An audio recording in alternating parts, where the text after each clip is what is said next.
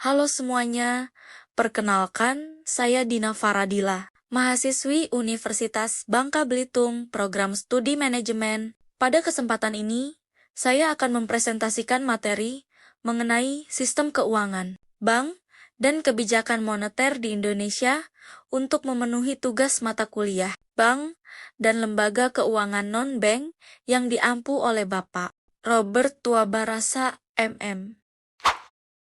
Mengapa sistem keuangan penting? Sistem keuangan merupakan fondasi utama dalam perekonomian modern. Setiap aktivitas ekonomi, mulai dari konsumsi rumah tangga, investasi perusahaan, hingga pengeluaran pemerintah sangat bergantung pada sistem keuangan yang stabil dan efisien. Tanpa sistem keuangan yang baik, 1. Dana tidak dapat disalurkan secara efektif. 2. Investasi terhambat. 3. Pertumbuhan ekonomi melambat. 4. Stabilitas ekonomi terganggu. Di Indonesia, sistem keuangan berperan sebagai penggerak pertumbuhan ekonomi nasional. Sistem ini mengatur arus dana dari pihak yang memiliki kelebihan dana, surplus unit, kepada pihak yang membutuhkan dana defisit unit untuk kegiatan produktif seperti membuka usaha, membangun infrastruktur, dan mengembangkan industri. Sistem keuangan yang sehat akan menciptakan stabilitas ekonomi, meningkatkan kepercayaan investor, serta memperkuat daya tahan negara terhadap krisis global. Apa itu lembaga keuangan?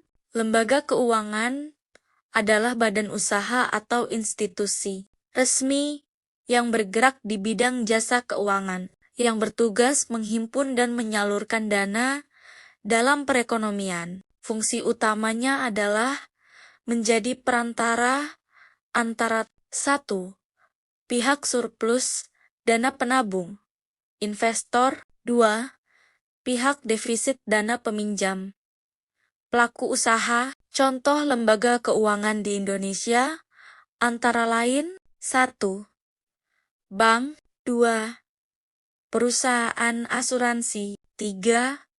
Dana pensiun. 4. Pasar modal. 5. Koperasi simpan pinjam. 6. Lembaga pembiayaan. Selain bank, lembaga keuangan non-bank juga memiliki peran penting dalam menyediakan alternatif pembiayaan dan pengelolaan risiko, sehingga sistem keuangan menjadi lebih inklusif dan beragam. Peran vital lembaga keuangan. Lembaga keuangan memiliki 3 peran utama. 1. Intermediasi keuangan, menghimpun dana dari masyarakat dalam bentuk tabungan, giro, dan deposito, lalu menyalurkannya kembali sebagai kredit atau investasi. Proses ini memungkinkan dana yang menganggur menjadi produktif dan menghasilkan nilai tambah bagi perekonomian. 2. Fasilitasi transaksi, menyediakan sistem pembayaran seperti transfer, kartu debit, mobile banking, QRIS, dan sistem clearing yang membuat transaksi menjadi cepat, aman, dan efisien. 3. Penyedia informasi keuangan, memberikan informasi penting seperti suku bunga, nilai tukar, inflasi, dan harga saham yang menjadi dasar pengambilan keputusan ekonomi oleh individu maupun perusahaan. Siklus intermediasi keuangan. Siklus intermediasi keuangan terjadi melalui tahapan berikut. 1. Masyarakat menyimpan dana di bank. 2. Bank mengelola dana tersebut dan menyisihkan sebagian sebagai cadangan. 3. Dana disalurkan dalam bentuk kredit kepada pelaku usaha. 4. Pelaku usaha menggunakan dana untuk produksi atau ekspansi. 5. Produksi meningkat, tenaga kerja bertambah, pendapatan naik. 6. Terjadi efek multiplier dalam ekonomi. Efek multiplier berarti Satu kegiatan ekonomi dapat memicu pertumbuhan di sektor lain, sehingga mempercepat pembangunan nasional. Definisi bank dan landasan hukum. Menurut Undang-Undang Nomor 7 Tahun 1992 tentang perbankan, bank adalah badan usaha yang menghimpun dana dari masyarakat dalam bentuk simpanan dan menyalurkannya kembali dalam bentuk kredit dan atau bentuk lainnya dalam rangka meningkatkan taraf hidup rakyat banyak. Definisi ini menegaskan bahwa bank bukan hanya lembaga bisnis, tetapi juga memiliki fungsi sosial dalam pembangunan nasional. Prinsip utama bank. 1. Kepercayaan trust. 2. Kehati-hatian prudential principle. 3. Manajemen risiko. 4. Kepatuhan terhadap regulasi. Fungsi utama bank. Bank memiliki 4 fungsi utama. 1. Penyimpanan dana menyediakan produk seperti tabungan, giro, dan deposito. 2. Pemberian kredit konsumtif, kredit usaha, KPR, dan pembiayaan lainnya. 3. Fasilitator transaksi menyediakan layanan transfer, kartu ATM, kartu kredit, mobile banking. 4. Pengelola investasi memberikan layanan wealth management dan konsultasi keuangan. Jenis-jenis bank di Indonesia. 1. Bank umum. Bank umum adalah bank yang memberikan layanan perbankan secara luas kepada masyarakat, baik individu maupun perusahaan. Layanannya meliputi penghimpunan dana dalam bentuk tabungan, giro, dan deposito, serta penyaluran kredit untuk berbagai kebutuhan seperti usaha, konsumsi, dan investasi. Selain itu, bank umum juga menyediakan layanan transfer, pembayaran, kartu debit atau kredit, hingga layanan digital banking. Bank jenis ini memiliki jaringan kantor dan layanan yang lebih lengkap dibanding jenis bank lainnya. 2. Bank sentral. Bank Indonesia. Bank sentral di Indonesia adalah Bank Indonesia. Lembaga ini tidak melayani masyarakat secara langsung seperti bank umum, melainkan memiliki tugas utama menjaga stabilitas nilai rupiah dan sistem keuangan. Bank Indonesia menetapkan kebijakan moneter, mengendalikan inflasi, mengatur jumlah uang beredar, serta menjaga kelancaran sistem pembayaran. Peran bank sentral sangat penting dalam menjaga kestabilan ekonomi nasional. 3. Bank Perkreditan Rakyat (BPR). BPR adalah bank yang kegiatannya lebih terbatas dibanding bank umum. BPR fokus pada penghimpunan dana dan penyaluran kredit, khususnya untuk usaha mikro, kecil, dan menengah. Namun, BPR tidak melayani jasa lalu lintas pembayaran, seperti transfer antar bank atau kartu kredit. Keberadaan BPR sangat membantu masyarakat di daerah dalam memperoleh akses pembiayaan yang lebih sederhana. 4. Bank Syariah. Bank Syariah beroperasi berdasarkan prinsip syariah Islam, yaitu tidak menggunakan sistem bunga riba. Sebagai gantinya, bank syariah menggunakan sistem bagi hasil, jual beli, atau sewa sesuai akad yang disepakati. Selain menjalankan fungsi penghimpunan dan penyaluran dana, bank syariah juga menekankan prinsip keadilan, transparansi, dan keberkahan dalam setiap transaksi. 5. Bank digital. Bank digital adalah bank yang mengandalkan teknologi digital dalam operasionalnya. Layanan seperti pembukaan rekening, transaksi, hingga pengajuan kredit dilakukan secara online tanpa harus datang ke kantor cabang. Bank digital menawarkan kemudahan, kecepatan, dan efisiensi, sehingga banyak diminati oleh generasi muda dan masyarakat yang terbiasa dengan teknologi. Sistem keuangan secara menyeluruh. 1. Lembaga keuangan. Lembaga keuangan adalah institusi yang menghimpun dan menyalurkan dana. 1. Bank-bank berfungsi menerima simpanan tabungan, giro, deposito, dan menyalurkan kredit kepada masyarakat. Bank sentral, yaitu Bank Indonesia, bertugas menjaga stabilitas nilai rupiah dan sistem pembayaran. 2. Non-bank, meliputi asuransi, dana pensiun, perusahaan pembiayaan, dan lembaga pasar modal. Pengawasannya dilakukan oleh Otoritas Jasa Keuangan. Lembaga ini membantu pengelolaan risiko dan pembiayaan di luar perbankan. 2. Instrumen keuangan. Instrumen keuangan adalah alat untuk investasi atau pendanaan. 1. Saham, bukti kepemilikan perusahaan, berpotensi memberi dividen dan keuntungan dari kenaikan harga. 2. Obligasi, surat utang dengan imbal hasil, berupa bunga kupon dan pengembalian pokok saat jatuh tempo. 3. Deposito, simpanan berjangka di bank dengan bunga tetap dan risiko relatif rendah. Instrumen ini memberi pilihan investasi sesuai tingkat risiko dan kebutuhan dana. 3. Pasar uang dan pasar modal. Pasar keuangan adalah tempat transaksi instrumen keuangan. 1. Pasar uang memperdagangkan instrumen jangka pendek, kurang dari 1 tahun untuk menjaga likuiditas. 2.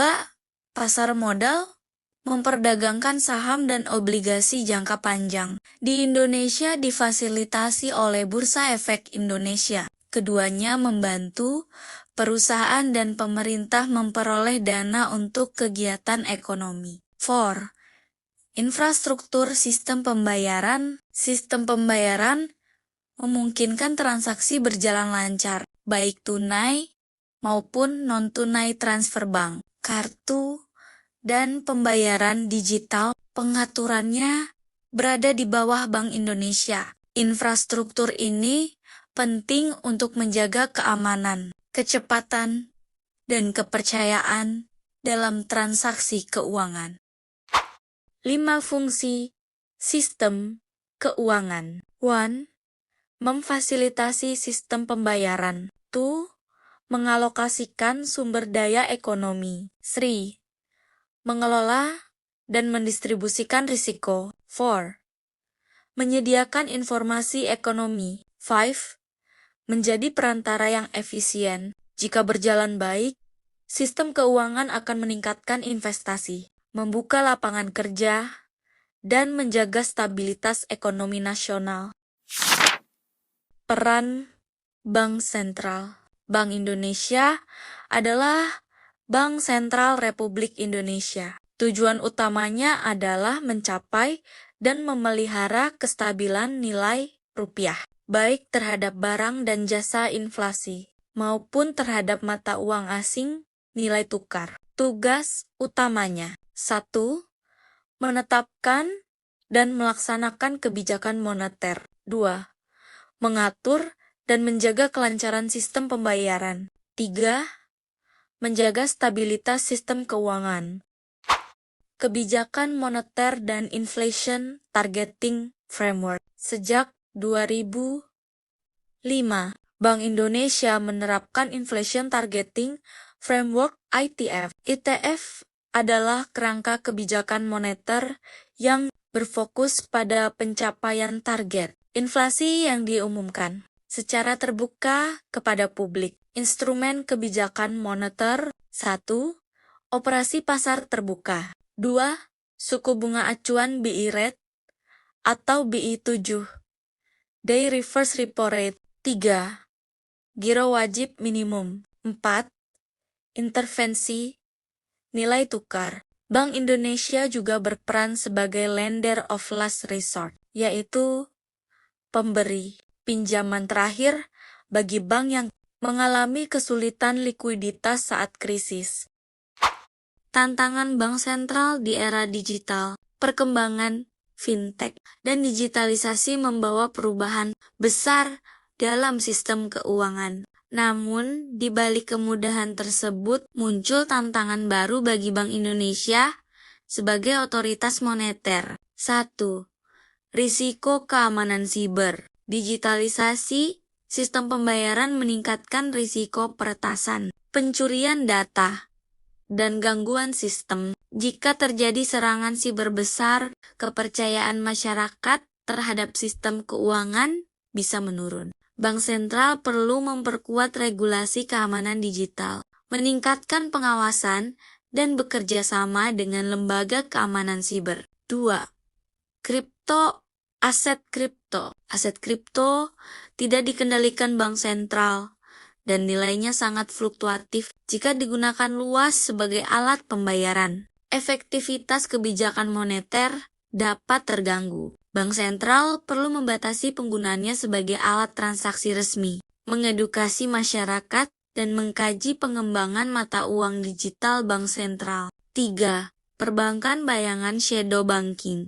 Lembaga keuangan non-bank seperti fintech lending memiliki fungsi mirip bank, tetapi pengawasannya berbeda. Jika tidak dikendalikan, dapat menimbulkan risiko sistemik. Karena itu, diperlukan koordinasi antara bank sentral dan OJK untuk menjaga stabilitas sistem keuangan. 4. Inovasi sistem pembayaran digital. E-wallet, QRIS, dan mobile banking mempermudah transaksi, tetapi juga menimbulkan tantangan dalam perlindungan konsumen dan pengawasan arus dana. Bank sentral harus memastikan inovasi tetap berjalan tanpa mengganggu stabilitas moneter. Fungsi bank umum. Bank umum memiliki peran penting dalam sistem keuangan karena berinteraksi langsung dengan masyarakat dan dunia usaha. Secara umum, bank umum menjalankan 3 fungsi utama. 1. Funding menghimpun dana. Fungsi pertama adalah menghimpun dana dari masyarakat dalam bentuk tabungan, giro, deposito. Dana yang disimpan masyarakat ini menjadi sumber utama operasional bank.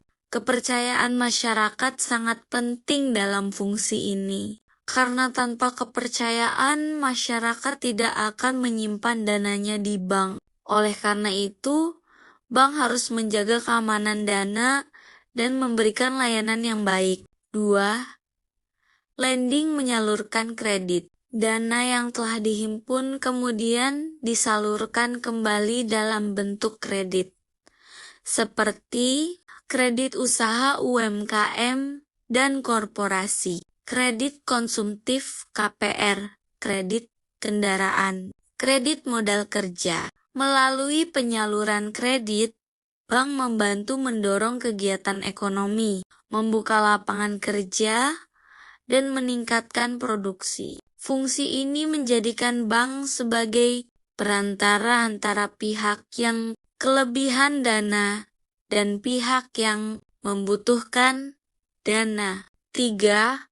Services memberikan jasa. Selain menghimpun dan menyalurkan dana, bank juga menyediakan berbagai layanan jasa, seperti transfer dan pembayaran, mobile banking dan internet banking, kartu, debit, dan kredit, penukaran valuta asing. Layanan ini mempermudah transaksi ekonomi masyarakat dan meningkat efisiensi sistem pembayaran. Penciptaan uang giral. Bank umum juga berperan dalam menciptakan uang giral, yaitu uang dalam bentuk saldo rekening yang digunakan untuk transaksi non-tunai. Proses ini terjadi melalui mekanisme cadangan minimum. Ketika bank menerima simpanan, tidak semua dana disimpan sebagai cadangan. Sebagian besar dapat disalurkan sebagai kredit.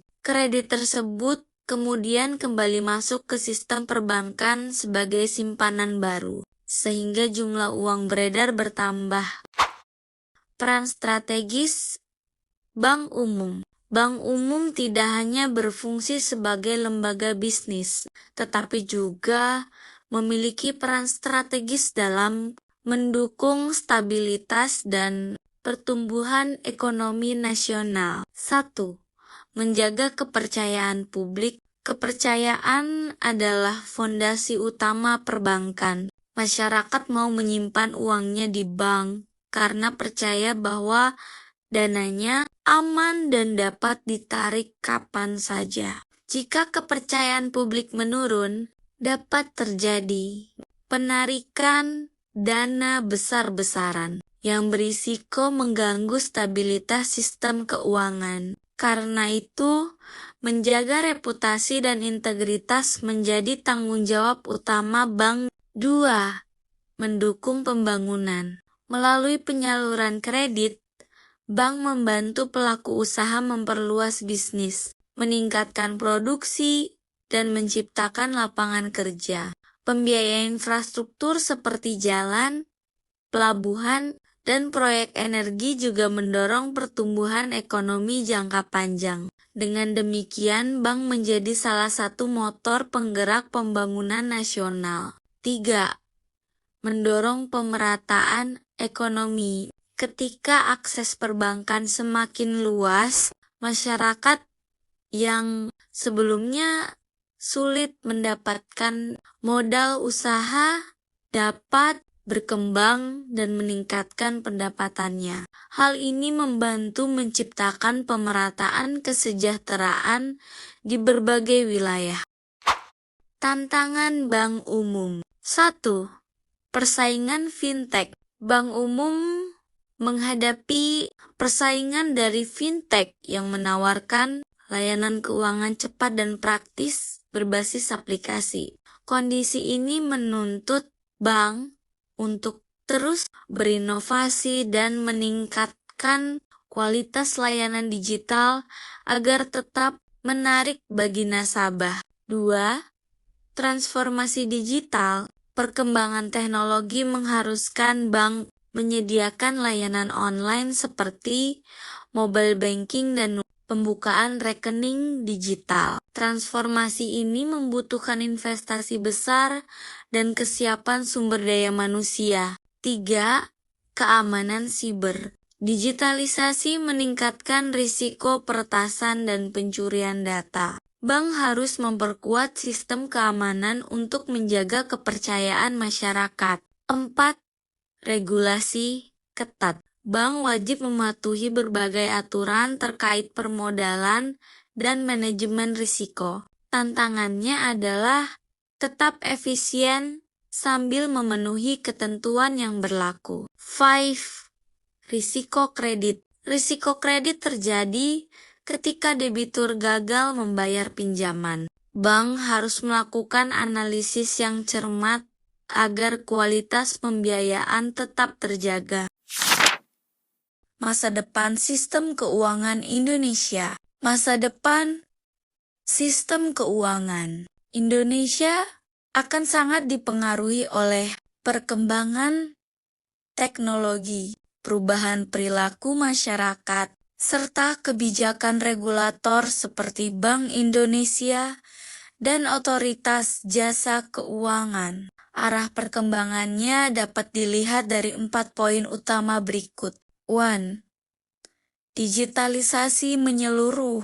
Ke depan, sistem keuangan Indonesia akan semakin terdigitalisasi. Layanan perbankan dan keuangan tidak lagi bergantung pada kantor fisik, tetapi lebih banyak dilakukan melalui aplikasi mobile, internet banking, dan platform digital lainnya. Transaksi seperti transfer, pembayaran, investasi, hingga pengajuan pinjaman dapat dilakukan secara online dalam hitungan menit. Digitalisasi ini membuat layanan keuangan menjadi lebih cepat, efisien, dan transparan. Selain itu, sistem pembayaran digital seperti QR Code dan dompet elektronik akan semakin luas digunakan. Bahkan, hingga ke daerah-daerah terpencil. Digitalisasi juga membantu pemerintah dan regulator memantau transaksi secara lebih akurat untuk menjaga stabilitas sistem keuangan. 2. Integrasi fintech dan perbankan. Perusahaan fintech akan semakin terintegrasi dengan perbankan. Jika dulu fintech dan bank dianggap sebagai pesaing, kini keduanya justru saling melengkapi. Fintech unggul dalam inovasi teknologi dan kemudahan layanan, sementara bank memiliki kekuatan dari sisi permodalan, regulasi, dan kepercayaan publik. Kolaborasi ini memungkinkan lahirnya layanan baru seperti pembayaran digital hingga pembiayaan berbasis data. Integrasi ini menciptakan ekosistem keuangan yang lebih inklusif dan kompetitif, sekaligus tetap berada dalam pengawasan regulator agar risiko dapat dikendalikan. 3. Inklusi keuangan nasional. Masa depan sistem keuangan juga diarahkan pada peningkatan inklusi keuangan, yaitu memperluas akses layanan keuangan kepada seluruh lapisan masyarakat.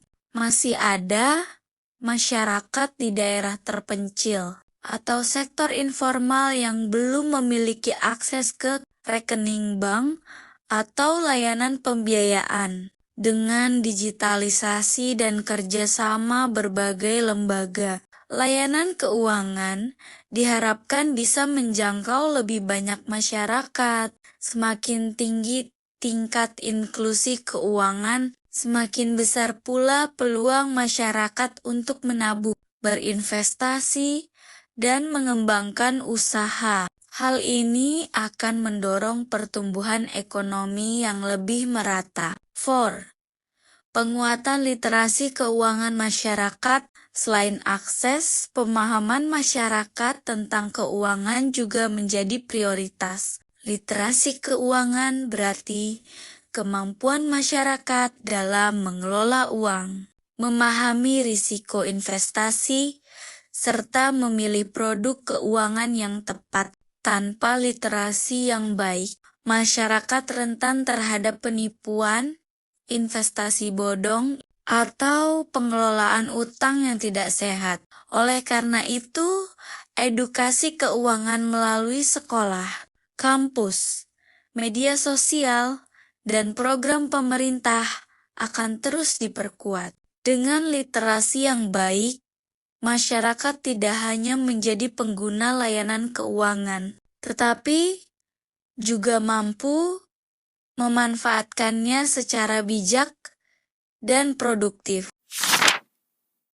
Jadi, kesimpulannya, sistem keuangan merupakan tulang punggung perekonomian Indonesia karena mengatur aliran dana dari pihak yang memiliki kelebihan dana kepada pihak yang membutuhkan untuk kegiatan produktif. Tanpa sistem keuangan yang stabil, pertumbuhan ekonomi tidak dapat berjalan optimal. Bank umum menjalankan fungsi intermediasi dan pelayanan kepada masyarakat melalui penghimpunan dana, penyaluran kredit, serta penyediaan layanan transaksi. Sementara itu, Bank Indonesia berperan menjaga stabilitas harga, mengendalikan inflasi, dan memastikan sistem keuangan tetap aman dan terkendali. Lembaga keuangan non-bank melengkapi peran tersebut dengan menyediakan alternatif pembiayaan dan pengelolaan risiko. Jika sistem keuangan stabil, efisien, dan inovatif, maka pertumbuhan ekonomi meningkat, investasi berkembang, lapangan kerja bertambah, serta kesejahteraan masyarakat membaik. Dengan sistem keuangan yang kuat, Indonesia akan lebih siap menghadapi tantangan global dan perkembangan era digital. Segitu saja pemaparan materi dari saya mengenai sistem keuangan, bank, dan kebijakan moneter di Indonesia. Semoga bermanfaat. Terima kasih. Sampai jumpa.